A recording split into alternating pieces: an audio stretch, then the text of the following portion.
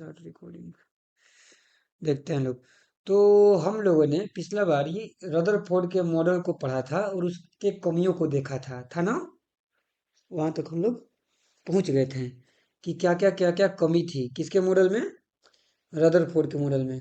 और जो सबसे मेन जो कमी था हमने ये देखा था कि उससे क्या हो रहा था, हम लोगों को जो जितना सीखा था उससे तो ये हो रहा था कि बेचारा परमाणु ही क्या हो जाएगा, नष्ट हो जाएगा, है ना, बचेगा ही नहीं। और हमने ये देखा था कि अगर परमाणु नष्ट हो जाएगा तो संसार ही नष्ट हो जाएगा, हम भी नष्ट हो जाएंगे, सब चीज नष्ट हो जाएगा, ठीक है ना, तो कुछ भी नहीं बचेगा।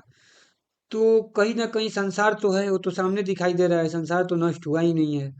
तो कहीं ना कहीं हमारे समझदारी में ही गड़बड़ी होगी। और जो मेन चीज हम लोगों ने देखा था उसमें ये था कि ऊर्जा धीरे धीरे कम होता है जब भी कोई आवेशित कण क्या होता है, त्वरण की अवस्था में रहता है। तो जब भी कोई आवेशित कण त्वरण की अवस्था में रहता है तो ऊर्जा क्या होता है उसका, कम होता है। तो जैसे कि इलेक्ट्रॉन है गोल गोल घूम रहा है, तो इलेक्ट्रॉन आवेशित कण तो है ही, ऋणावेश है उस पर, और वो त्वरित भी है क्योंकि वृत्तीय गति कर रहा है। तो उसकी ऊर्जा भी कम होनी चाहिए और धीरे धीरे नाभिक से उसको टकरा जाना चाहिए और परमाणु को नष्ट हो जाना चाहिए।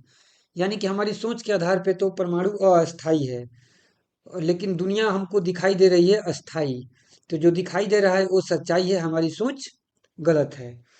तो अब इस चीज को सही करने के लिए कि ये चीजें कैसे फिर होंगी और कैसा नियम बनाया जाए, उसके लिए आया बोर का मॉडल। अगला मॉडल किसका है, बोर का मॉडल है। तो बहुत ध्यान से समझेंगे क्योंकि ये ऐसा मॉडल है कि थोड़ा सा डिफिकल्ट होगा समझना, लोगों को समझ में नहीं आता है ये मॉडल। तो थोड़ा ध्यान से समझेंगे इस चीज को, फिर ये चीजें हमें समझ में आ जाएगा। नहीं समझ में आएगा पूछना लोग, वैसे बहुत ज्यादा मुश्किल नहीं होगा, आराम से धीरे धीरे समझेंगे कि रदरफोर्ड के मॉडल पे जो आपत्ति उठा, जो दिक्कत हुआ, उसको नील्स बोर ने कैसे खत्म किया। तो उसको खत्म करने के लिए नील्स बोर ने सिद्धांत दिया। क्या सिद्धांत दिया, सिद्धांत ये दिया कि देखो, दुनिया में हर जो चीज है, हर चीज के पास ऊर्जा होती है। और दो ऊर्जा के बारे में हम लोगों ने पढ़ा था, कितनी प्रकार की ऊर्जा के बारे में, दो ऊर्जा के बारे में। पिछला बार जब हम लोग पढ़ रहे थे तो कौन सी ऊर्जा, एक गतिज ऊर्जा, वो कब होती है, जब स्थितिज ऊर्जा। दो ऊर्जा के बारे में हम लोग जानते हैं, ठीक है। गतिज ऊर्जा, जब भी कोई चीज के पास गति होता है तो गति के कारण उत्पन्न ऊर्जा को गतिज ऊर्जा बोलते हैं। और जब किसी चीज की जो स्थिति है उस स्थिति की वजह से भी उसमें ऊर्जा उत्पन्न होती है, ठीक है ना। जो भी वस्तु जिस भी स्थिति में है, उस स्थिति में ही उसके पास कुछ ऊर्जा होती है। समझ में आ रहा है कि नहीं बात है, आ रहा है ना। हाँ, तो उसको हम लोग कौन सी ऊर्जा बोलते हैं, स्थितिज ऊर्जा बोलते हैं। तो यहाँ पे हम गतिज ऊर्जा का बात नहीं करने वाले हैं, मेनली हम बात करने वाले हैं स्थितिज ऊर्जा के बारे में। स्थितिज ऊर्जा को समझना है। एक ध्यान देना, इस चीज को तुम लोगों को बहुत अच्छे से पता चलेगा, एग्जाम्पल से बताऊंगा। स्क्रीन रीज्वाइन कर लो, दिख जाएगा मे भी। तो एक बार मैं हाइड करके चालू कर देता हूँ, रुक जाओ, एक बार रुक जाओ।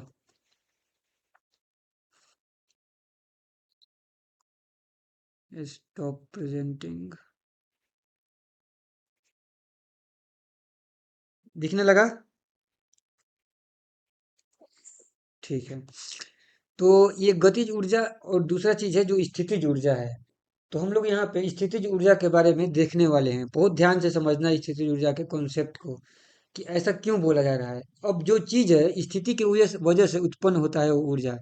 एग्जाम्पल के लिए कि एक हमारे पास ये पृथ्वी है, ठीक है ना, ये पृथ्वी है, ऊपर में कोई वस्तु है, ठीक है, मान लेते हैं कोई एक पत्थर ही है, यहाँ पे स्टोन है, ये क्या है, एक स्टोन है। अब ये पृथ्वी से जितनी ऊंचाई है उस ऊंचाई पर जितना दूरी है, उस दूरी की वजह से ही इसके पास कुछ क्या है, ऊर्जा है। जैसे जैसे उसको और ऊपर ले जाते हैं और ऊर्जा आता है, नीचे लाएंगे तो ऊर्जा और थोड़ा थोड़ा क्या होते जाएगा, घटते जाएगा, ठीक है, जितना ऊपर ले जाते हैं बढ़ते जाता है ऊर्जा। तो यहाँ पे जो ऊर्जा है थोड़ा सा भी ऊपर बढ़ाएंगे तो ऊर्जा आ जाएगा नीचे के पास, और उसको रख सकते हैं ना कितना भी ऊंचाई पर, कि नहीं रख सकते हैं, रख सकते हैं। कितना भी ऊंचाई पे हम उसको रख सकते हैं। तो इसको बोलते हैं कंटिन्यूअस। कंटिन्यूअस का मतलब क्या हुआ? लगा लगातार। एकदम इंग्लिश अच्छे से समझना है, इसको बोलते हैं कंटिन्यूअस। और एक होता है डिस्क्रीट। डिस्क्रीट का मतलब होता है कि उसको अब हम लगातार नहीं रख सकते हैं कहीं पर। उसको कैसे रख सकते हैं अब हम? उसको सीढ़ी के रूप में रखेंगे। सीढ़ी के रूप में कैसे? ध्यान से समझना इस चीज को, कि मान लेते हैं, जैसे कि इसको लगातार कैसे रख सकते थे। मान लेते हैं कि कोई छत है अपना, ठीक है ना? ये छत है, और इस छत से एक गेंद को टांगा हमने। तो कितना भी ऊंचाई पे टांग सकते हैं कि नहीं टांग सकते हैं, बताओ? टांग सकते हैं, लटकाएंगे तो। मतलब कि 1 मीटर पे भी टांग सकते हैं, 1.2 पे भी टांग सकते हैं, 1.3 पे भी टांग सकते हैं, 1.2.5 पे भी टांग सकते हैं। कितना भी पर भी इसको टांग सकते हैं। वही मान लो कि एक हमने सीढ़ी बनाया है। अब हमको सीढ़ी पे रखना है, तो क्या हम इसको कितना भी ऊंचाई पे टांग सकते हैं? नहीं ना। या तो इस सीढ़ी पे रखेंगे, या तो किस सीढ़ी पे रखेंगे? इस सीढ़ी पे। तो मान लेते हैं कि इसका ऊंचाई, पहला सीढ़ी का ऊंचाई मान लेते हैं कि 10 मीटर था। एक एक मीटर का अब ऊंचाई है हर सीढ़ी का। तो अगला वाला सिर्फ कितना ऊंचाई पे रख सकते हैं? एक एक मीटर है अब, तो 11 पे। फिर अगला कितना पे रख सकते हैं सीधे? 12 पे रख सकते हैं। क्या 11 और 12 के बीच में रख सकते हैं बॉल? मतलब इस बॉल को सीढ़ी पर नहीं रख सकते हैं। अगर धागा से टांगना होता तो हम लोग इसको टांग सकते थे कितना भी दूरी पे, बीच में भी। कि 11 और 12 के भी बीच में भी टांग सकते थे, कि 11.5 पे टांग दिए। लेकिन यहाँ पे अगर सीढ़ी के जैसा माहौल बन जाए कहीं से भी, तो क्या हम उसको रख सकते हैं? नहीं रख सकते हैं। अगर सीढ़ी का जैसा माहौल बन जाए तो हम उसको इसी बीच में रख सकते हैं। बात समझ में आया ना? तो दो प्रकार की चीजें होती हैं दुनिया में। कभी कभी हमको चीजें एकदम कंटिन्यूअस दिखाई देता है, और कभी कभी क्या दिखाई देता है वो? टूटा हुआ दिखाई देता है। टूटा हुआ का मतलब कि एक के बाद एक आएगा, उसके बीच में वो कोई दूसरा चीज नहीं आएगा। बात समझ में आ रहा है कि नहीं आ रहा है? इसमें कुछ डाउट है तो पूछो। कैसे रख सकते हो बताओ तुमको? तुम लोग अगर बताओ इसको, सीढ़ी पे कैसे इसको रख सकते हैं बीच में? एक रखने के लिए ये जगह है।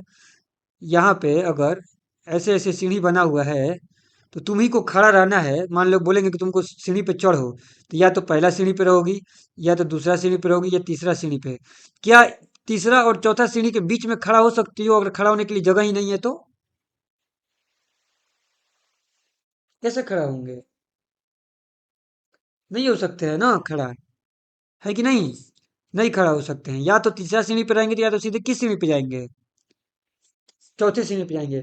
कोई बोलेगा कि मैं हवा में यहाँ बीच में अटका रहूंगा, तो उसके पास मतलब कि अलग शक्ति आ गया है ना? है कि नहीं? हाँ। तो ऐसा तो होते हुए हम लोग देखते नहीं हैं। तो ऐसा चीजें होती हैं, या तो तीसरा श्रेणी पे हो या तो चौथा श्रेणी पे हो। है कि नहीं? ऊपर से कूदोगे भी तो तुरंत किस किस सीढ़ी पे आ जाओगे? बीच में नहीं आ जाएंगे। कहाँ पे आके रुकेंगे? तीसरा पे रुकेंगे, या फिर किसी और पे रुकेंगे। चौथा से दूसरा पे भी कूद सकते हैं, है कि नहीं? समझ में आया बात? तो ये बहुत जरूरी चीज है, ये कॉन्सेप्ट को समझना, कि दुनिया में कुछ कुछ चीजें तो ऐसी होती है कि एकदम क्या होती है, लगातार होती है। क्या होती है? एकदम लगातार। जैसे कि बच्चा ऊपर से चढ़ता है सीढ़ी पे, सीढ़ी पे चढ़ता है, ऊपर से बिछलटिया खेलता है, तो खेलता है तो नीचे गिरता है ना सर से ना। तो ये लगातार वाला होता है, और इसको बोलते हैं क्या चीज? डिस्क्रीट बोलते हैं इंग्लिश में। क्वांटा बोलते हैं, टूटा हुआ रहता है इसको। तुम्हारे में आएगा विभक्त। इसको क्या बोलते हैं हिंदी में? विभक्त नहीं बोलते हैं, बताते हैं। इसको बोलते हैं विभक्त। क्या बोलते हैं? विभक्त। तुमने पढ़ा है इस चैप्टर को? इस चैप्टर में ही ये शब्द आएगा अभी, इस नील बोल के मॉडल में। इसको क्या बोलते हैं? विभक्त। विविक्त चाहे भी बोल सकते हैं इसको। क्या बोल सकते हैं? यहाँ पे जो लिखा हुआ है विविक्त। विविक्त का मतलब ये हुआ कि हम लोग बीच में नहीं रुक सकते हैं। एक के बाद अगला पे रुकेंगे सीधे, बीच में जगह नहीं है। समझ में आ रहा है ना? हाँ, ये चीजें यहाँ पे ही नहीं जरूरी होता, और भी जगह होता है। जैसे कि एग्जाम्पल के लिए बता रहे हैं, तुम लोग को और पता चलेगा। जैसे कि हम कोई चीज को नापने गए हैं, अपने पास बटखरा है, एक एक केजी का, हमने हमारे पास बहुत सारा बटखरा है और कोई बटखरा है ही नहीं, तो हम नाप तौलेंगे किसी चीज को, तो कितना तौल सकते हैं? 1 केजी और 2 केजी का ही बटखरा है, 1 केजी, एक एक केजी का बहुत सारा बटखरा है हमारे पास, तो क्या हम 1.5 केजी को नाप पाएंगे? नहीं नाप पाएंगे, है कि नहीं? नहीं नाप पाएंगे। तो ऐसा सिचुएशन उत्पन्न होता है बार बार बार बार। जैसे कि तुम लोग स्केल लेके नापते हो, तो स्केल में 1 सेंटीमीटर के बाद ये बीच में रहता है, ऐसे रहता है, और फिर यहाँ पे ऐसे रहता है, और ये ऐसे रहता है, और बीच में इधर कई गो रहता है? 5 गो रहता है ना? और इधर भी 5 गो रहता है, तो ये कुल मिला के 10 गो रहता है। अब मान लो कि किसी चीज को तुमने नापा और बीच में ही अटक गया, तो अब तुम क्या करोगी? नाप के बता सकती हो क्या? बोलो। नहीं बता सकते हैं ना? नहीं बता सकते हैं। किसी का लंबाई नापते हैं, तो क्या किसी का एग्जैक्ट लंबाई नापा जा सकता है क्या? एग्जैक्ट लंबाई नापना बहुत मुश्किल काम होता है, किसी भी चीज का नहीं नापा जा सकता है। ठीक है ना? जब भी हम किसी चीज का लंबाई नापते हैं, वजन मापते हैं, तो उसमें कुछ ना कुछ एरर, गलती जरूर रहता है। कोई ऐसा मशीन नहीं है जो 100% किसी चीज का एक्यूरेट नाप सके। हम लोग सोना खरीदने भी जाते हैं, तो हम लोग उसके लिए बटखरा का इस्तेमाल नहीं करते हैं, हम लोग दूसरा मशीन का इस्तेमाल करते हैं। लेकिन जो उस मशीन का भी इस्तेमाल करते हैं, क्या वो मशीन 100% एक्यूरेट है? नहीं है। मान लो कि उस पे सोना का 10-15 को एटम नहीं चढ़ा, तो क्या वो बता देगा कि 10-15 को एटम नहीं चढ़ा है? 10-15 को एटम निकाल लेने से सोना का मशीन बता देगा कि 10-15 को एटम कम हो गया है, आपका वजन कम हो गया है? बोलो।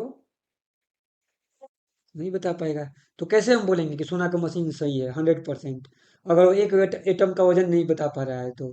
एक वो एटम तो छोड़ो, मैं उसमें से एक इलेक्ट्रॉन निकाल लेता हूँ, तो उसका वजन कम हुआ होगा कि नहीं हुआ होगा वास्तव में? बोलो। हुआ होगा। लेकिन क्या वो मशीन बता पाएगा एक इलेक्ट्रॉन का वजन एक इलेक्ट्रॉन के निकलने से? नहीं बता पाएगा, है ना? ठीक है। तो इस प्रकार से हमें यह समझना है कि कोई भी चीज, नापने की जो चीज है, 100% एक्यूरेट नहीं होती है। जब भी किसी चीज को हम नापते हैं, तो उसमें थोड़ा ना थोड़ा सा गलती अवश्य होता है। ठीक है ना? इस चीज को हम लोगों को ध्यान रखना है। ये फिजिक्स का नियम होता है कि कभी कोई मशीन एक एरर के अंतर्गत ही नापती है। 11th क्लास में पहला चैप्टर में ही ये पढ़ने को मिलता है कि हम लोग जब भी किसी चीज को नापते हैं, तो उसमें कुछ गलती का संभावना रहता है, उसको लेके ही चला जाता है कि हाँ, इतना कम या इतना ज्यादा चीजें हो सकती हैं। बात समझ में आ रहा है कि नहीं? कोई डाउट है तो इस पे बताओ लोग।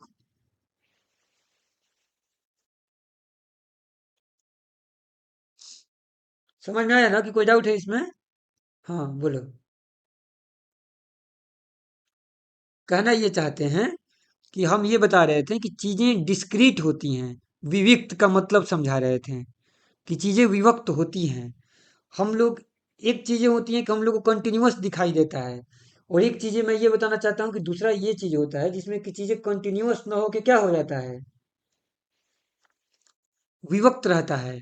उसमें चीजें, जैसे कि हम एग्जाम्पल के लिए हमने एक सीढ़ी का एग्जाम्पल लिया, दूसरा हम ये एग्जाम्पल इसलिए ले रहे हैं कि हम जब भी किसी चीज को नापने जाते हैं, तो उसमें ये हो जाता है कि एग्जैक्टली एक्यूरेट नहीं नाप सकते हैं, तो उसमें एक समय के बाद चीजें उसी के गुणनखंड में रहती हैं। बात समझ में आ रहा है?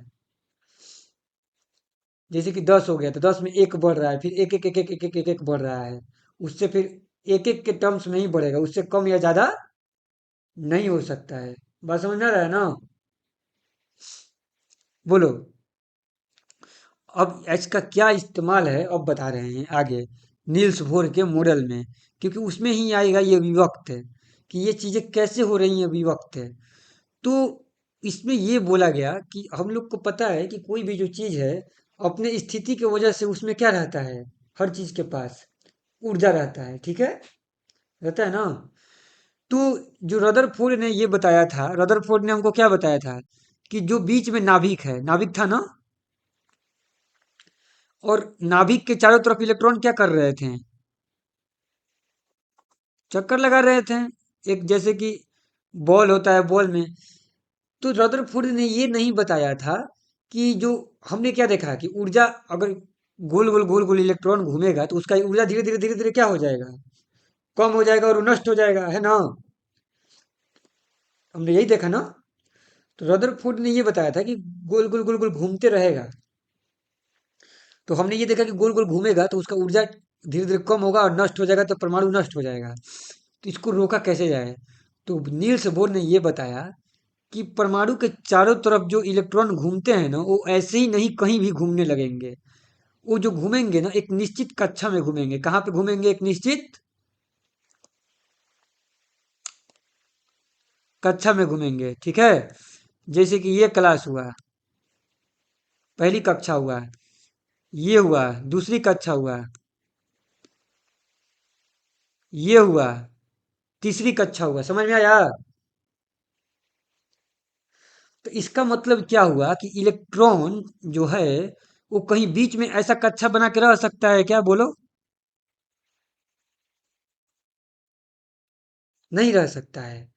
यहाँ पे वो नहीं घूम सकता है, उसको कहाँ पे घूमना होगा, या तो इसके इस त्रिज्या पे घूमना होगा, या तो सीधे किस त्रिज्या पे घूमना होगा, इस त्रिज्या पे घूमना होगा, है ना। बात समझ में आ रहा है, बोलो। ये किसने बोला, नील्स बोर ने। नील्स बोर ने दो नियम दिया है। पहला नियम क्या बोला है कि इलेक्ट्रॉन केवल कुछ निश्चित कक्षाओं में ही चक्कर लगा सकते हैं। इलेक्ट्रॉन की जिन्हें इलेक्ट्रॉन की विविक्त कक्षा बोलते हैं। कैसी कक्षा बोलते हैं, विविक्त कक्षा।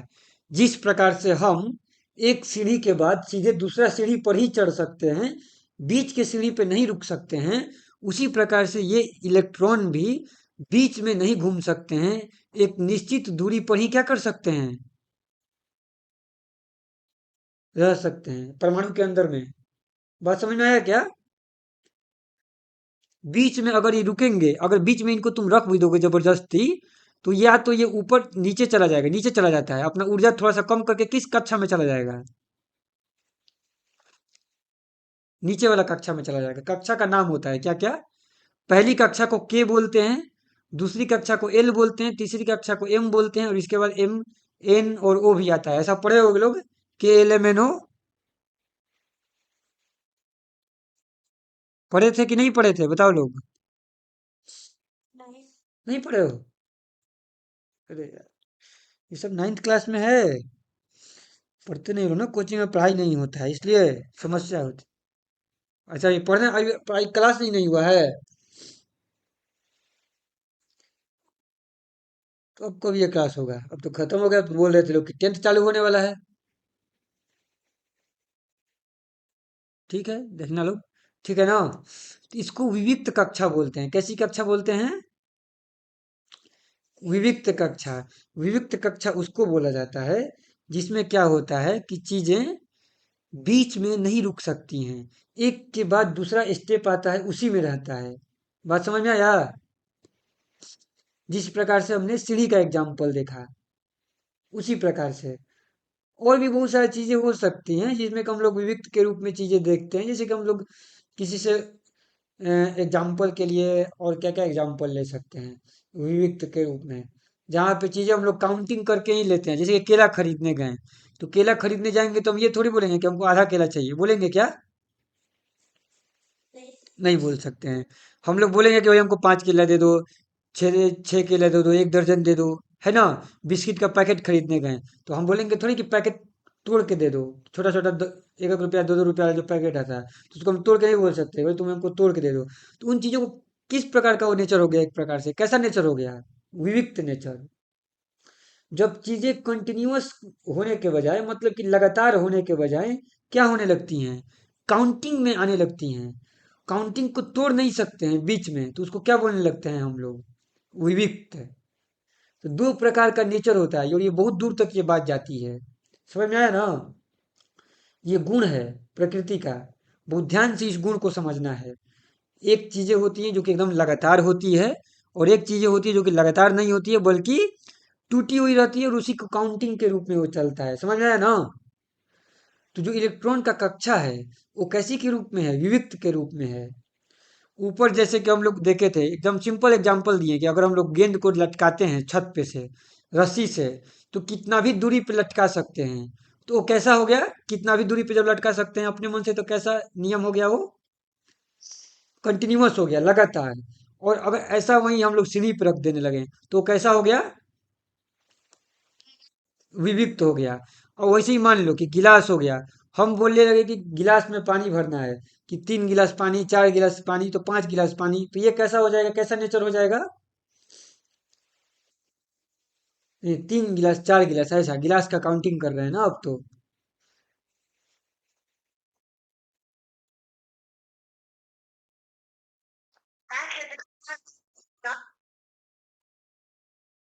कैसा हो जाएगा ये? उसको विविक्त बोलेंगे कि गिलास में मतलब कि 1 गिलास पानी लिए हैं, अगला गिलास लिए हैं, गिलास गिलास भर रहे हैं तो। ठीक है। और दूसरा क्या होता है? दूसरा ये होता है अपने पास कौन सा? दूसरा हो गया कि एक ही गिलास में हम लोग पानी भरना चालू किए तो कभी इतना ही भरे हैं, तो फिर इतना ही भरे, तो फिर इतना ही भरे। बात समझ में आ रहा है? हाँ। तो इसको हम लोग क्या बोलेंगे फिर? कन, लगातार बोलेंगे, क्योंकि हम लोग कितना भी पर भी भर सकते हैं, है ना? एक गिलास में जब भर रहे हैं तो वही गिलास का काउंटिंग करके रखने लगेंगे तो वो विविक्त उसको बोल सकते हैं। तो इस नेचर को समझना है कि विविक्त किसको बोला जाता है और कंटिन्यूअस किसको बोला जाता है।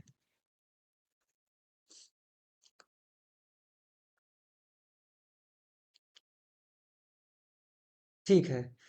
तो जैसे ही हम लोगों को ये चीजें समझ में आ गई कि विविक्त किसको बोलते हैं, और इलेक्ट्रॉन के बारे में ये बताया गया कि इलेक्ट्रॉन कैसी कक्षा में रहते हैं परमाणु के भीतर?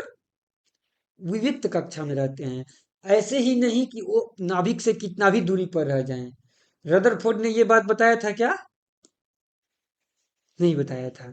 रदरफोर्ड ने ये बोला था कि वो गोल गोल गोल गोल घूमेंगे, तो हम लोग के दिमाग में क्या अपने आप रहेगा कि कहीं भी घूम सकते हैं, कितना भी दूरी पे घूम सकते हैं, है ना? आमतौर पे आदमी यही सोचेगा ना कि कितना भी दूरी पे घूमेंगे। तो हम लोग के लिए वही तो समस्या थी कि कितना भी दूरी पे घूमते थे और विकृत होता था, ऊर्जा विकृत होने लगेगा, मतलब कि कम होने लगेगा। और ये विविक्त कक्षा की विशेषता क्या है, ये बताओ? इस कक्षा की विशेषता क्या है? इस कक्षा की विशेषता ये है कि अगर इस कक्षा में रहेंगे तो ऊर्जा का नाश नहीं होगा। इलेक्ट्रॉन घूम सकता है। एग्जाम्पल के लिए मतलब हो गया कि ये कक्षा मतलब कि इलेक्ट्रॉन का एक घर के तरीके से है। हम लोग अपने घर में रहते हैं, तो अपने घर में रहते हैं तो पैसा देना पड़ता है क्या? नहीं देना पड़ता है। वही कहीं और होटल वगैरह में रहने चले गए, कहीं पे चले गए, तो हमको पैसा देना पड़ सकता है ना? तो ये इनकी अपनी अपनी कक्षाएं हैं इलेक्ट्रॉन की, कि ये अलग अलग अलग अलग कक्षाएं में रह सकते हैं। हाँ, अब ये ध्यान देना है, जो के कक्ष की ऊर्जा है वो सबसे क्या है? कम है। ठीक है। जो जो कक्षा नाभिक के सबसे नजदीक होती है उस कक्ष की ऊर्जा सबसे कम होती है। और जैसे जैसे जैसे जैसे दूर वाली कक्षा में जाएंगे वैसे वैसे ऊर्जा क्या होती जाएगा उस कक्षा की? बढ़ती जाएगी। बात समझ में आई? तो इलेक्ट्रॉन देखो, दो नियम है वोर का दो नियम क्या है? पहला नियम यह है कि इलेक्ट्रॉन विविध एक निश्चित दूरी पर ही घूमते हैं नाभिक के चारों तरफ। किसी भी दूरी पर नहीं घूमेंगे, निश्चित दूरी पर स्थित कक्षाओं में ही घूमते हैं। और दूसरा नियम क्या हो गया? दूसरा नियम ये हो गया कि जब वे उस कक्षा में घूमते हैं तो उनकी ऊर्जा का नाश नहीं होता है। इसी की वजह से फिर परमाणु क्या है अपना? अस्थाई है। बात समझ में आया? ये नियम है। अब निश्चित दूरी पे कैसे घूम रहा है, क्यों घूम रहा है, ये बहुत फिर आगे की बात हो जाती है। ये नियम बताया गया, नियम में बदलाव किया गया। जो पहले हम लोगों ने नियम पढ़ा था कि इसका जो सबसे विशेष नियम, बहुत ही अलग प्रकार का नियम तुमको बताया जा रहा है यहाँ पे, कि ये कैसे संभव है कि विविक्त में ही ये घूमे, क्यों नहीं बीच में रह सकता है वो? तो नहीं रह सकता है। ठीक है, ऐसा नियम नहीं है। जब वैज्ञानिकों ने देखा, बीच में रखने का प्रयास किया तो वो बीच में नहीं रह पा रहे थे। कौन? इलेक्ट्रॉन। वैज्ञानिकों ने कोशिश किया कि हम इनको बीच में रखें, मतलब कि इस इसकी जितनी ऊर्जा है और इस कक्ष की, मतलब कि मान लेते हैं कि यहाँ पे नाभिक है और नाभिक के ये यहाँ पे ऐसे ऐसे कक्ष बना हुआ है, अगला अगला। मैं ऐसे फोटो दिखा रहा हूँ कि ये के कक्ष है, ये एल कक्ष है, ये एम कक्ष है, ये एन कक्ष है। तो सबसे कम ऊर्जा किस कक्ष की होगी? के कक्ष की ऊर्जा सबसे कम होगी। और ये बताओ कि सबसे बाय डिफॉल्ट इलेक्ट्रॉन किस में रहना चाहेगा? के में के तरफ जाना चाहेगा कि एल के एम एन के तरफ जाना चाहेगा? नहीं नहीं, एन के तरफ नहीं, के तरफ जाना चाहेगा। इस चीज को भी ध्यान देना है, ठीक है। केमिस्ट्री में क्या होता है कि चीजें क्या होनी चाहती हैं, अस्थाई होना चाहती हैं कि अस्थाई होना चाहती हैं, बताओ। अस्थाई होना चाहती हैं। तो अस्थाई होने के लिए ऊर्जा का ज्यादा होना आवश्यक है कि कम होना? कम होना, ठीक है। ऊर्जा का कैसा होना आवश्यक है? कम होना। अस्थाई में ऊर्जा क्या हो जाता है? ज्यादा हो जाता है, ठीक है। तो कम ऊर्जा होने के लिए इलेक्ट्रॉन किधर जाना चाहेगा? के तरफ जाना चाहेगा कि एन के तरफ जाना चाहेगा? के तरफ जाना चाहेगा। तो जो अपना इलेक्ट्रॉन है वो के तरफ जाना चाहता है, क्योंकि के तरफ जाने से उसकी ऊर्जा क्या होगी? कम होगी। एन के तरफ कब जाएगा? वो मजबूरी होगी, कब जाएगी एन के तरफ? जब उसको बाहर से कहीं से ऊर्जा मिल जाएगा, तो मजबूरी में उसको कहाँ जाना पड़ेगा? इन की तरफ जाना पड़ेगा, ठीक है ना। अगर उसको बाहर से कहीं से कोई ऊर्जा देने लगा जबरदस्ती, तो उसको अपनी ऊर्जा की वजह से की कक्षा छोड़ के बाहर की कक्षाओं में या दूरी की कक्षाओं में जाना पड़ेगा। नहीं तो अपने से वो क्या कोशिश करता है कि ऊर्जा छोड़ के हम कहाँ चले जाएं? नीचे चले जाएं, ठीक ना। नीचे के कक्षा की तरफ जाने के चक्कर में रहता है लोग। लेकिन मजबूरी क्या होती है कि के कक्षा, हर कक्षा में ये कम रहता है, जगह कम रहता है। सबसे छोटी कक्षा कौन सी कक्षा होगी? के कक्षा, ठीक है ना। त्रिज्या इसकी कम होगी तो इसकी परिधि कम होगी कि नहीं, क्योंकि वो नाभिक के सबसे करीब है, नजदीक है, तो उसके पास जगह कम रहता है। तो सब लोग चाहता तो है कि हम के पास में आ जाए, लेकिन आ सकता है क्या? नहीं आ सकता है, ठीक है। क्योंकि उसके पास जगह कम रहेगा। तो के पास जगह नहीं मिलता है तो कोशिश करता है कि एल में जगह मिल जाए, एल में भी नहीं मिलता है तो कोशिश करता है कि एम में मिल जाए, तो फिर एन में मिल जाए। लेकिन सबका कोशिश सबसे पहले क्या रहेगा कि के पास पहुंच जाए। समझ में आया ना। तो जगह पे डिपेंड करता है, हम लोग देखेंगे कि किसमें कितना कितना जगह रहता है, के कक्षा में कितना इलेक्ट्रॉन रह सकता है, वो हम लोग देखेंगे। तो अभी हम लोग का ये बात था कि ये जो यहाँ पे घूमता है इलेक्ट्रॉन, गोल गोल गोल गोल चक्कर लगाते रहता है इसके चारों तरफ। तो सब इलेक्ट्रॉन बाई डिफॉल्ट चाहता है कि मेरा ऊर्जा कम हो, और ऊर्जा कम होने के लिए किसके तरफ जाना चाहेगा? उसका इच्छा क्या रहेगा? कि हम के तरफ जाएं। ये सब का कहानी बता रहे हैं, अंदर में ऐसा होता है। तो वैज्ञानिकों को कैसे पता चला कि या तो ये के पर ही रहेगा, एल पर ही रहेगा, बीच में क्यों नहीं रहेगा? तो उनको एक्सपेरिमेंट करके पता चला। जैसे रदरफोर्ड ने एक्सपेरिमेंट किया था ना, वैसे ही इसका भी एक्सपेरिमेंट हुआ था। एक्सपेरिमेंट के बारे में तुम लोगों को जानकारी अभी नहीं लेना, 11th क्लास में आता है। तो उन्होंने कोशिश किया कि हम इलेक्ट्रॉन को कहाँ पे रखें, बीच में रखें। तो बीच में रखने पे वो तुरंत भाग जाता था, कहाँ पे? नीचे। हाँ, के पे चला जाता था, ठीक है। तुरंत छोड़ के कहाँ चला जाता था? हाँ, निचली निचली कक्षा में चला जाता था। बाकी ऊर्जा को छोड़ देता था अपना, कि भाई उससे पदार्थ गर्म हो जाएगा चाहे कुछ हो जाएगा। लेकिन इलेक्ट्रॉन गलती से भी बीच में नहीं रहता था, ठीक है। या तो के में रहेगा, या तो एल में रहेगा, या तो एम में रहेगा, या तो एन में रहेगा। हाँ बोलो। क्यों नहीं रहता था, इसका रीजन एकदम अलग है, और बहुत मतलब कि भारी है, वो अभी नहीं जानना है, ठीक है। उसको हम लोगों को नहीं जानना है। बस इतना जानना है कि नहीं रह सकता है। अपना अपना इन लोगों का जगह है, उसी उसी जगह पे रहेगा। जगह का पॉइंट भी बता दिए, ठीक है ना। जैसे कि हम लोग चल रहे हैं, कहीं जगह जा रहे हैं, तो हम लोग रोड पे नहीं रह सकते हैं ना, किसी ना किसी घर में ही जाके रुकेंगे। बात समझ में आ रहा है? जैसे कि सीढ़ी है, तो सीढ़ी के भांति इसका बिहेवियर समझो, कि अंदर में सीढ़ी जैसा चीज है। अब सोचने मत लग जाना कि सही में अंदर में सीढ़ी बना हुआ है, ठीक है ना। वैसा नहीं सोचना है, लेकिन प्रकृति ने ऐसा बनाया है। किसने बनाया है? प्रकृति ने बनाया है। तो जो बनाया है उसको हम लोग पढ़ रहे हैं कि ऐसा है, हम लोग पढ़ रहे हैं। तो जैसा है वैसा पढ़ रहे हैं, है कि नहीं? अब इसका क्यों नहीं रहता है, इसका कारण बहुत अलग है, बहुत आगे का है। वो 12th क्लास में या उससे भी आगे होके आता है। समझ में आया ना? अभी तो इतना ही है कि विविक्त कक्षा है। विविक्त कक्षा के बारे में मालूम चला। ये कारण बहुत आगे जाता है कि क्यों उतना में ही वो रहना चाहता है। शायद यही इसका नियम है, लेकिन रहना चाहता है ऐसे ही। समझ में आया ना? खोज किया जा सकता है, उस पर आदमी सोच सकता है, जान सकता है। अभी हम लोग को नहीं जानना है। ठीक है, अभी हम लोगों को उसके बारे में नहीं सोचना है। फिलहाल ये समझना है कि अंदर की स्थिति कैसी है, विविक्त की तरह है, जैसी सीढ़ी होती है। बात समझ में आया कि नहीं आया, बताओ। बोलो, इसमें कोई डाउट है तो बताओ। बोलो। कॉन्सेप्ट थोड़ा सा क्लियर हुआ ना? इस प्रश्न को छोड़ के पूछो। इस प्रश्न का उत्तर नहीं पूछना है, उस प्रश्न का उत्तर बाद में अपना खोज के और उसके आधार पर मिलेगा कि क्यों नहीं होता है। इसको ये रखना है कि ये सीढ़ी के भांति है। मैंने कंपेरिजन करा दिया। नहीं रह सकता है बीच में। ऊर्जा छोड़ के जस्ट निचला वाला कक्षा पे चला जाएगा। अगर मान लेते हैं कि यहाँ पर है, इसमें है, तो किस कक्षा पे चला जाएगा? इसमें चला जाएगा। एम पे चला जाएगा। यहाँ पर इस पे है।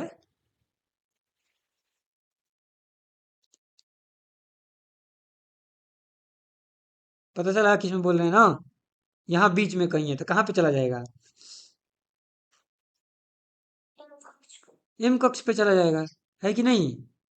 सीधे यहाँ से एम कक्ष पे चला जाएगा। तो ये ध्यान रखना है कि बीच में नहीं रुक सकता है। जैसे हम सीढ़ी पे बीच में नहीं रुक सकते, वो भी नहीं रुक सकता है।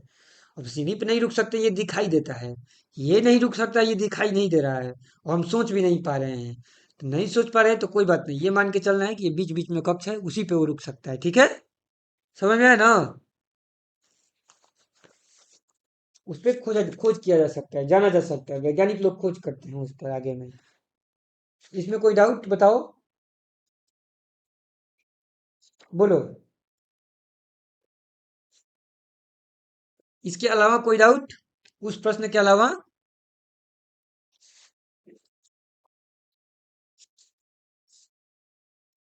कोई डाउट है क्या? कोई क्वेश्चन लिख के भेज रहा है क्या कोई?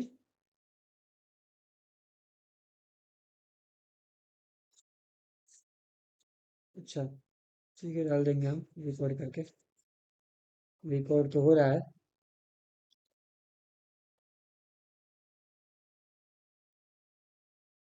ठीक है ना? ये चीज समझ में आई क्या? कोई डाउट बताओ। साक्षी समझ में आ गया? ठीक है। हाँ विशु समझ गया, समझ गया मैं। ज्योति तुमको समझ में आया?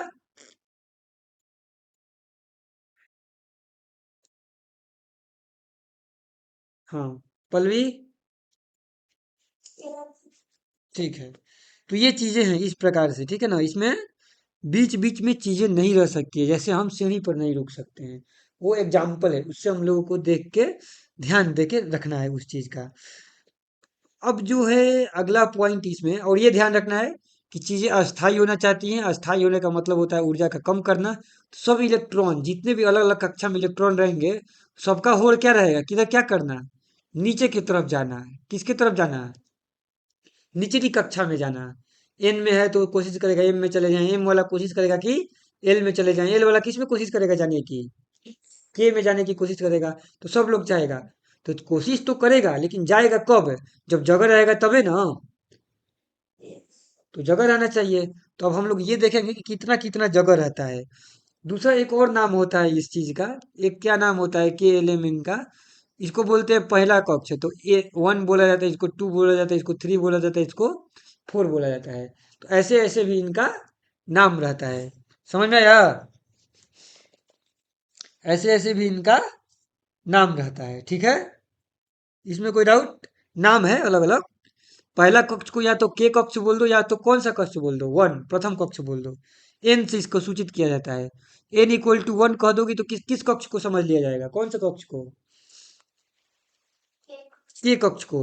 अगर एन इक्वल टू थ्री कह देंगे तो कौन से कक्ष को समझा जाएगा? एम कक्ष को। ठीक है, तो ये नाम है उसका, तो इसमें कोई दिक्कत है नहीं। सबसे मेन याद रखना है विविक्त। कि कक्षाएं विविक्त हैं। विविक्त हैं ये प्रॉपर्टी बता दिया गया। इसी के बेस पे ये चीजें चल रही हैं कि विविक्त हैं, बीच में नहीं हो सकती हैं। विविक्त हैं तभी जाके अस्थाई है, बीच में अस्थाई है कक्षाएं। इन सभी बीच के कक्षाओं को कैसी कक्षा बोलते हैं? अस्थाई। वहां पे चीजें नहीं रुक सकती हैं, तो तुरंत छोड़ के कहाँ पर आ जाती हैं चीजें? निचली कक्षा में। ठीक है ना? कोई डाउट इसमें? नहीं। अब दूसरा चीज समझना, हमने देखा सबसे कम दूरी पे, नाभिक से सबसे कम दूरी पे कौन सी कक्षा है? ये कक्षा है। उसके आगे एल एम एन ऐसे ऐसे करके जा रहा है। अब हमारा मन करेगा जानने का कि इन कक्षाओं में रहता कौन है? नहीं, कौन से अपरमाणु अणु रहते हैं? तीन प्रकार के रहते हैं ना, इलेक्ट्रॉन, प्रोटॉन और न्यूट्रॉन। कौन से रहते हैं इन कक्षाओं में? नहीं, ये गोल गोल कक्षाओं में कौन सा रहता है? इलेक्ट्रॉन, जो गोल गोल चक्कर लगाते हैं, इलेक्ट्रॉन रहते हैं। ठीक है। प्रोटॉन और न्यूट्रॉन कहाँ पे रहते हैं? नाभिक में रहते हैं। ठीक है। ये जो दोनों है वो नाभिक में रहते हैं। और बाहर बाहर गोल गोल चक्कर कौन लगाता है? इलेक्ट्रॉन। कीड़े के भांति कैसे? मतलब कि बल्ब हो गया तो बल्ब एक नाभिक हो गया जिसमें प्रोटॉन और न्यूट्रॉन है अंदर में, और बाहर में जो कीड़ा लोग चक्कर लगा रहे हो किसका एग्जाम्पल हो गया? इलेक्ट्रॉन का। ठीक है। हाँ, तो इस चीज का ध्यान रखना है। तो अब हमारा जो बात हो गया कि इन कक्षाओं में रह कौन रहा है? इलेक्ट्रॉन। तो एक कक्षा में कितने इलेक्ट्रॉन रहेंगे ये ध्यान देना होगा। और किस कक्षा में कितने इलेक्ट्रॉन रहेंगे? तो किस कक्षा में सबसे ज्यादा इलेक्ट्रॉन रह पाएंगे और किस में सबसे कम रह पाएंगे? एन में सबसे ज्यादा। तो उसका सूत्र होता है कि किस कक्षा में कितने ज्यादा इलेक्ट्रॉन रहते हैं। तो उसको बोला जाता है के इक्वल टू, नहीं, नंबर ऑफ इलेक्ट्रॉन, कि किसी कक्षा में इलेक्ट्रॉन का जो संख्या होता है वो किस चीज सूत्र से दिखाया जाता है? 2n² से। किस सूत्र से दिखाया जाता है? 2n² से। इसके आधार पे हम लोग बता सकते हैं कि नहीं अब सारा कक्षाओं में कितना कितना इलेक्ट्रॉन रहेगा। यहाँ पे नाम देंगे और यहाँ पे n दे देते हैं। तो के कक्षा के लिए n का वैल्यू क्या होता है? 1। तो कितना इलेक्ट्रॉन रहेगा इसमें? नहीं, 2 हो जाएगा ना। अगर एम के एल कक्षा के लिए 2 होता है तो अब कितना रहेगा? 4 ही होगा। 8 हो जाएगा। एम कक्षा में कितना हो जाएगा?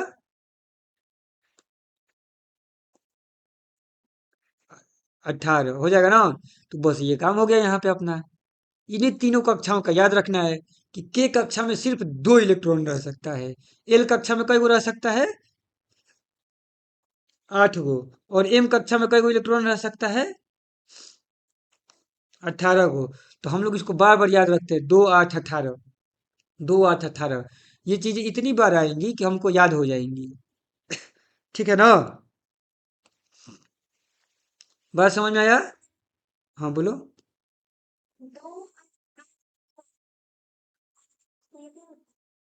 ये इलेक्ट्रॉन का संख्या हो गया ना, किस किस कक्षा में। पहली कक्षा में अधिकतम कितना इलेक्ट्रॉन रह पाएगा? अधिक से अधिक 2 इलेक्ट्रॉन रह पाएगा। ये एन कक्षा में 2n² क्या है? 2n²। देखो, एन कक्षा में क्या चीज?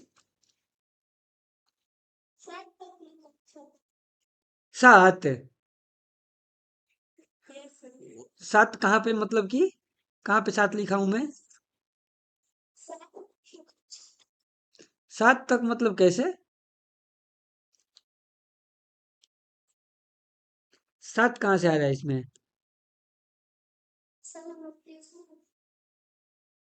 अच्छा, वो चीजें। देखो, 7 होता है कि वो 7 तक शायद कक्ष होता होगा या कितना, हम लोग को उतना दूर तक नहीं जाना है। अब हम लोग को कहाँ तक केमिस्ट्री में पढ़ना था? कितने तत्वों तक? 20 या 21 तत्वों तक पढ़ना था। तो जब 20 या 21 तत्वों तक पढ़ना था तो उसके हिसाब से यही 3 कक्ष का जरूरत पड़ेगा। ठीक है ना? इन 3 से आगे हम लोग को जाने की आवश्यकता नहीं है। सर लोग बताए हैं कि 7 होते हैं तो 7 होते होंगे, उसको अपना याद रखना, अगर लिखवाए हैं सर लोग वैसा तो। मेरे को कोई चीज़ याद नहीं है, ठीक है ना? हाँ। तो अभी हम लोग डायरेक्टली इसको देख रहे हैं यहाँ पे कि 3 कप से ज़्यादा हम लोग को ज़रूरत इसमें पड़ेगा नहीं। तो 2, 8 और 18। तो इन कक्षा में अधिकतम कितने इलेक्ट्रॉन रह सकते हैं अधिकतम? 2n² ना। इन कक्षा में अधिकतम 2n² इलेक्ट्रॉन रह सकते हैं।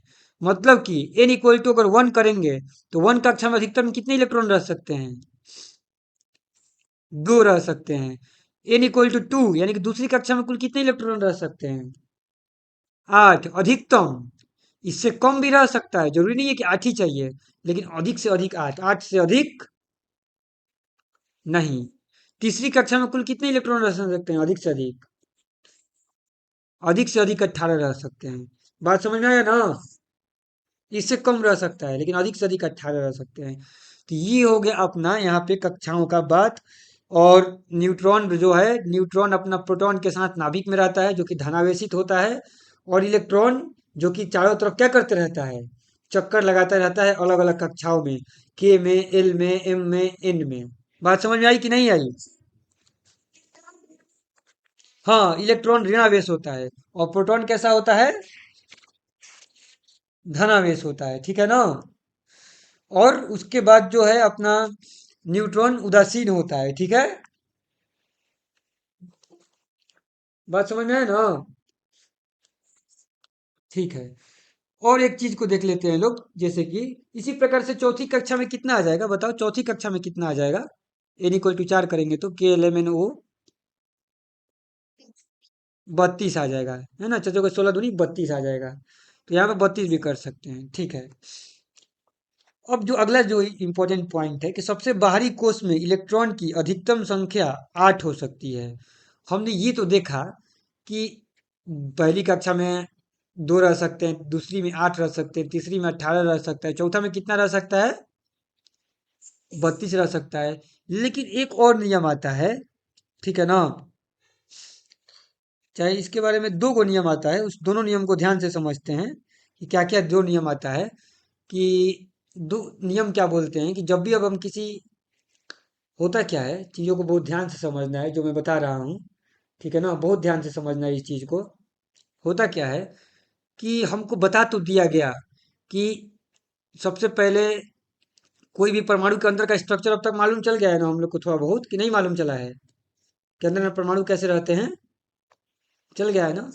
मालूम चल गया है। तो उसको 1 मिनट में रिवाइज करते हैं, फिर आगे की बात बताते हैं। अभी तक हम लोगों ने क्या किया है यहाँ पे कि नाभिक होता है। नाभिक में क्या क्या क्या क्या रहता है बताओ लोग? हाँ, मतलब कि प्रोटॉन रहते हैं और न्यूट्रॉन रहते हैं। न्यूट्रॉन पे कोई आवेश नहीं रहता है, प्रोटॉन पे कैसा आवेश रहता है? धनावेशित, ठीक है ना? तो इसको हम लोग ऐसे बना देते हैं कि ये नाभिक है। नाभिक में धनावेशित प्रोटॉन रहता है और उदासीन न्यूट्रॉन रहता है। इसके चारों तरफ गोल गोल विविक्त कक्षा में, कैसी कक्षा में? विविक्त कक्षा में। विविक्त कहने का मतलब ये हुआ कि इसके बीच में और कुछ नहीं रह सकता है ना? हाँ, ये नहीं कि इसके बीच में कहीं आके कोई कक्षा बन जाएगा, नहीं। जो कक्षा बना दिया गया है जितनी जितनी दूरी पर, उतनी ही दूरी पर रहेंगे। ये कैसे पता चला? एक्सपेरिमेंट करके पता चला है। तो वैज्ञानिकों ने देखा कि एक्सपेरिमेंट करके पता चला, तो यही सच्चाई है। ये नहीं कि बीच में रख देंगे, रस्सी की भांति नहीं टांगा जा सकता है, बल्कि सीढ़ी की भांति अलग अलग तल हैं जिस पे रुका जाता है, ठीक है ना? ये नियम है हम लोगों का। तो इन पे इलेक्ट्रॉन घूमते रहते हैं, इनमें क्या होते रहते हैं? इलेक्ट्रॉन घूमते रहते हैं। तो सबसे पहली कक्षा में अधिकतम कितने इलेक्ट्रॉन रह सकते हैं? 2 इलेक्ट्रॉन रह सकते हैं, ठीक है? अधिकतम 2 इलेक्ट्रॉन रह सकते हैं। तो सबसे पहली कक्षा में मैंने 2 इलेक्ट्रॉन बना दिया। इसको छोटा छोटा गोल गोल से बना रहे हैं ताकि पता चले। क्योंकि हमने देखा, हम लोगों ने क्या देखा, नाम दिया था ना। सबसे पहली कक्षा का नाम क्या है? के, इसके बाद एल, इसके बाद एम, इसके बाद एन आता है। तो के, एल, एम, एन। तो के के लिए एन का वैल्यू क्या होता है? 1। इसके लिए 2, इसके लिए 3, इसके लिए 4। इलेक्ट्रॉन की संख्या कितनी कितनी होती है एन के हिसाब से? 2n²।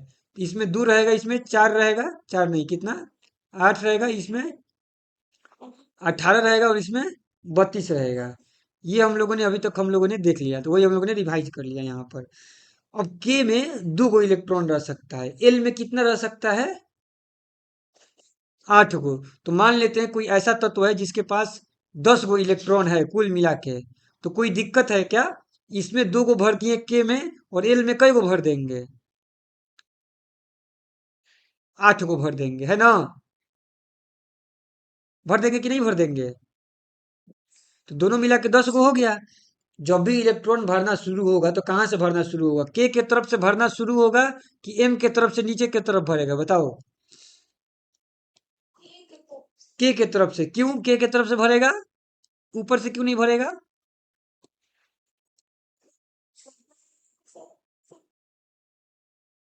हाँ, के का मान सबसे कम है और सबसे ज्यादा अस्थाई होता है ना। ऊर्जा सबसे कम कहा किसकी होती है? के की होती है। तो बाय डिफॉल्ट इलेक्ट्रॉन कहाँ जाना चाहेगा? जहां पे ऊर्जा सबसे ज्यादा कम है कि नहीं? तो के की ऊर्जा सबसे ज्यादा कम है तो बाय डिफॉल्ट वहां जाना चाहेगा के में। ऊपर जाएगा तो ऊर्जा ज्यादा होगा, ज्यादा होगा तो अस्थाई होगा, नहीं होगा क्या? हाँ, तो अपना अस्थाई होने के लिए अपना ऊर्जा कम करके कहाँ जाना चाहता है? नीचे जाना चाहता है, के तरफ जाना चाहता है, ठीक है। तो सबसे पहले इसी में बढ़ेगा। बेचारा जब जगह भर जाता है, क्योंकि के में इतना छोटा है कि सिर्फ 2 ही लोग रह सकता है, तो उसमें 2 रह गया। तो अगर किसी तत्व के पास 2 से ज्यादा इलेक्ट्रॉन है तो अब वो के में रख सकता है क्या? नहीं रख सकता है। तो के बाद किस में रखेगा? फिर वो के बाद एल में रखेगा, ठीक है। तो एल में रखेगा तो मान लेते हैं कि 10 गो इलेक्ट्रॉन था, तो 2 गो रख दिया के में, 8 गो रख दिया किस में? एल में। अब मान लेते हैं कि उससे भी ज्यादा इलेक्ट्रॉन आएगा, तो अभी 18 गो इलेक्ट्रॉन किस में जा सकता है? एम में जा सकता है। जाने को तो जा सकता है 18 गो एम में, लेकिन एक नियम आ जाता है यहाँ पे। तो अब उस नियम को ध्यान देना है। यहाँ तक का हम लोगों ने पढ़ लिया है। यहाँ तो कोई डाउट बताओ? कोई डाउट है तो पूछ लो यहाँ तक, क्योंकि अगला नियम फिर बताने वाले हैं। डाउट नहीं है ना? ठीक है। तो अगला नियम ये है इसमें। क्या?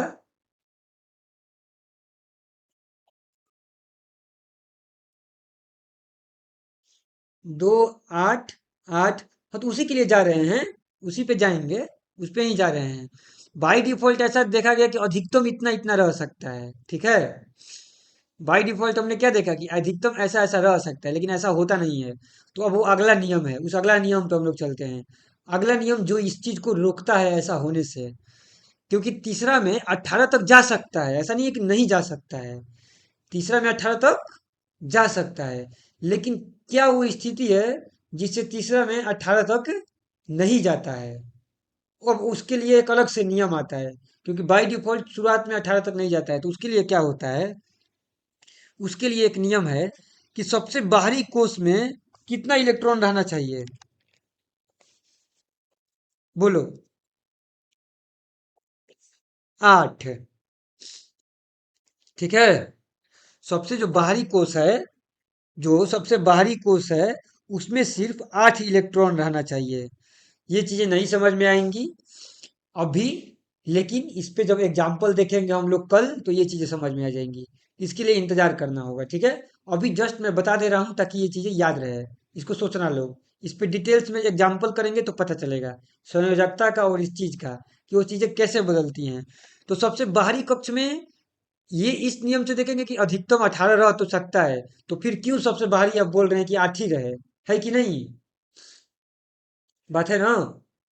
अगर सबसे बाहरी कक्ष एम हो, एम 18 रख सकता है, तो ये कौन सा अलग नीचे नियम आ गया जो कि बोल रहा है सबसे बाहर में कितना रहे? सिर्फ 8 रहे। अगर सबसे बाहर में 32 रह सकता है, तो ये क्यों हुआ कि सबसे बाहर में 8 ही रहे? तो वो एक नियम है और वैसा क्यों होता है उसको देखा जाएगा।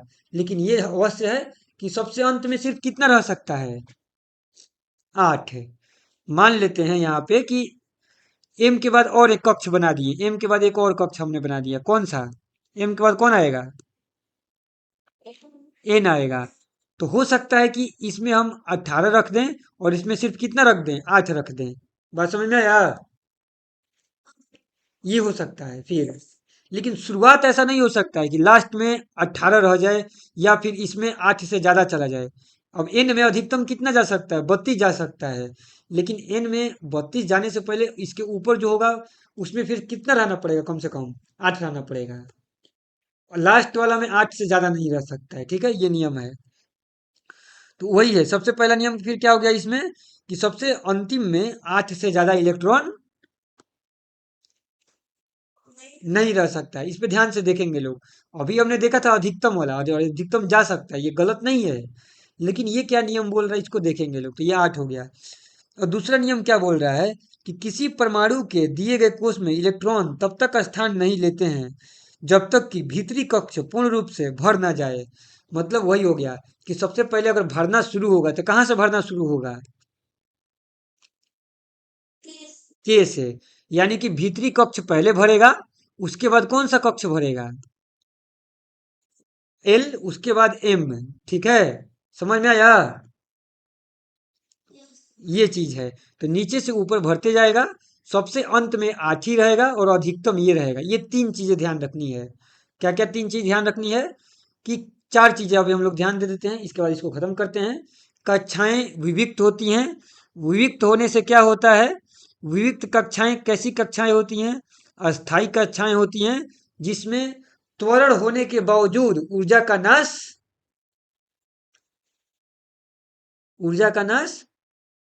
नहीं होता है। ठीक है, ऊर्जा का नाश नहीं होता है। त्वरण होने के बावजूद नहीं, नहीं तो क्या होता है बाई डिफॉल्ट? हमने क्या पढ़ा था कि आवेशित कण अगर त्वरित होता है तो ऊर्जा का क्या हो जाता है? नाश हो जाता है। लेकिन विविक्त कक्षाएं में अस्थाई कक्षाएं होती हैं, तो उसमें त्वरण होने के बावजूद ऊर्जा का नाश नहीं होता है, अपना इलेक्ट्रॉन घूमते रहता है। पहली चीज हो गई। दूसरा चीज क्या हमने पढ़ा? दूसरा चीज हमने ये पढ़ा कि इलेक्ट्रॉन जो हैं इसमें जो भरते हैं उनमें अधिकतम n, मतलब कि अगर उसकी संख्या n है तो उसमें रहने वाले इलेक्ट्रॉन की अधिकतम संख्या क्या होगी? 2n स्क्वायर अधिकतम। अगर उसका संख्या n है तो उसकी अधिकतम संख्या क्या होगी उसमें रहने वाले इलेक्ट्रॉन की? 2n square. तीसरा नियम हमने क्या देखा? तीसरा इंपॉर्टेंट नियम हमने ये देखा कि इलेक्ट अधिक बाह्यतम कक्षा में अधिकतम इलेक्ट्रॉन सिर्फ कितना हो सकता है? बाह्यतम कक्षा में सिर्फ 8 रह सकता है। ठीक है। चौथा नियम हमने क्या देखा? चौथा नियम हमने ये देखा कि इलेक्ट्रॉन को जब भी भरना शुरू करेंगे तो नीचे यानी कम ऊर्जा वाले से अधिक ऊर्जा की तरफ, यानी कि के से किसके तरफ जाएंगे? आगे की तरफ जाएंगे। के एल एम एन। तो ये चार नियम हमने देखा। कल इस पे एग्जाम्पल देखेंगे कि कैसी कक्षाएं भरती हैं, कैसे ये दोनों नियम एक साथ लागू होता है। सबसे इंपॉर्टेंट यही दोनों कन्फ्लिक्ट कर रहा है ना दिमाग में? बताओ, और कोई कन्फ्लिक्ट कर रहा होगा क्या दिमाग में? जो विरोधाभास है और किसी से नहीं आ रहा होगा। बाकी तो नॉर्मल नियम है कि के इधर से चलता है, अपने नीचे से ऊपर भरेगा, सबसे कम में भरेगा। कक्षाएं विविक्त होती हैं, मैंने बता ही दिया कि विविक्त होती है। इसमें प्रश्न पूछना नहीं है कि क्यों विविक्त होती हैं, वो हैं, याद रखना है उसको।